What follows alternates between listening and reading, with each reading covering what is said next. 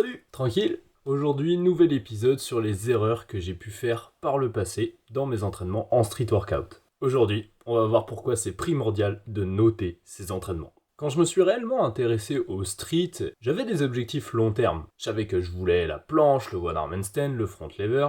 Sauf que le souci, c'est que j'avais pas d'objectif à court terme. J'arrivais à l'entraînement, je savais pas ce que j'allais faire. Et ce que je faisais d'une séance ou d'une semaine à l'autre était radicalement différent.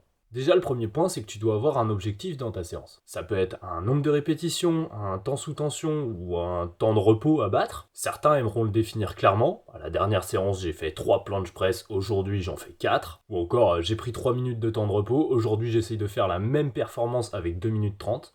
D'autres seront moins prises de tête et resteront plus vagues. Je dois en faire plus, je dois améliorer ma forme. Bon, là-dessus ça dépend de toi. Et donc, pourquoi est-ce que tu dois avoir cet objectif dans la séance et pourquoi est-ce que tu dois les noter? Le principe de base qui te permet de progresser, c'est la surcharge progressive. Tu peux chercher à t'améliorer dans la direction de ton choix. Tu peux vouloir gagner en force, en endurance, en technique, ok. Sauf que, rappel de base, ton corps s'adapte au stress que tu lui mets dans la tronche. Donc problème numéro 1, si tu lui mets toujours la même dose de stress, il aura pas besoin de s'adapter plus. Donc, si tu veux continuer à progresser, à t'adapter d'une séance à l'autre, faut que tu augmentes, mais au-delà de ça, pour que ton corps il sache dans quelle direction il doit progresser, faut que tu aies une cohérence d'une séance à l'autre. Si ton entraînement change du tout au tout à chaque fois, comment est-ce que tu veux que ton corps capte dans quelle direction il doit s'adapter? Pour avoir un objectif à court terme, un cap à battre dans ta séance, tu dois noter tes entraînements, au moins ce que tu as fait la dernière fois.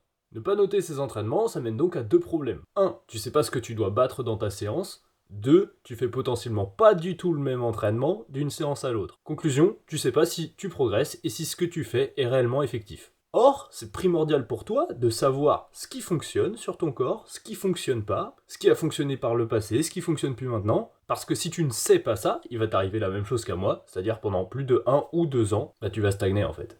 Je vais donc te donner un exemple de ce que je fais et qui m'a permis de sortir de ces plateaux de stagnation. Tu peux t'en inspirer, encore une fois il y a des personnes qui seront plus strictes que moi, il y en aura d'autres qui seront plus souples. Là-dessus je te laisse adapter, je vais pas non plus te donner toutes les réponses toutes faites, ce serait pas marrant. Donc personnellement j'arrive à l'entraînement avec en tête le skills que je veux travailler, ainsi que la trame de ma séance associée. Tout d'abord je m'échauffe et je visualise pour voir si je peux faire ce que j'ai potentiellement prévu. Si le feu est vert, j'attaque ma séance. Si le feu est rouge, je cherche un autre skill sur lequel je peux travailler et où je me sens à l'aise. Si j'utilise le terme trame d'entraînement plutôt que programme bien établi, c'est parce que je me laisse vachement de souplesse dans ce que je dois faire. Par exemple, la trame de mes derniers entraînements planche, c'était la suivante. Travail nerveux, je faisais des combos longs, dédiés aux presses, à raison de 3 à 6 séries. Travail musculaire, j'avais un exercice, pareil, 3 séries. Et travail technique, des combos plutôt courts, axés planche press et one arm handstand, à raison de 3 à 6 séries. Et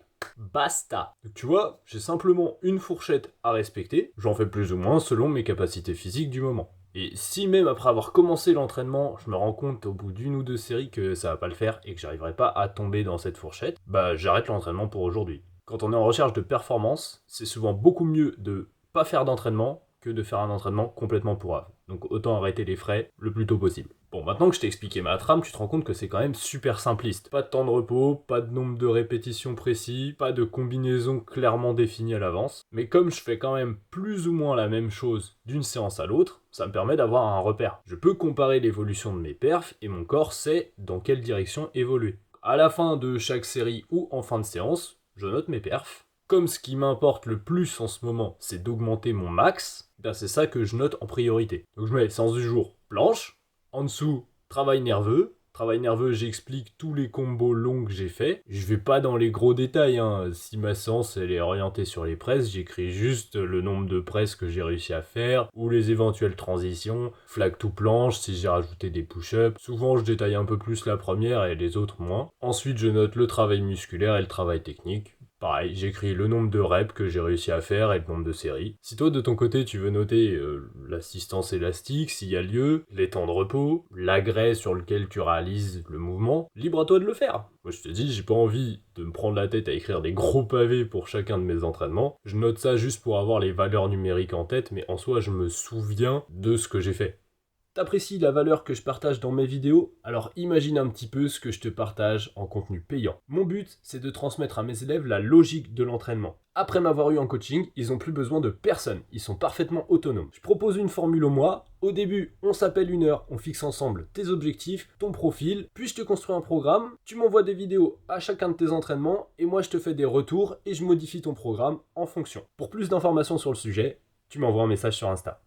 Le dernier truc, et probablement l'un des plus importants que je note dans mes séances, c'est le ressenti que j'ai eu pendant mon entraînement et les correctifs à apporter au prochain.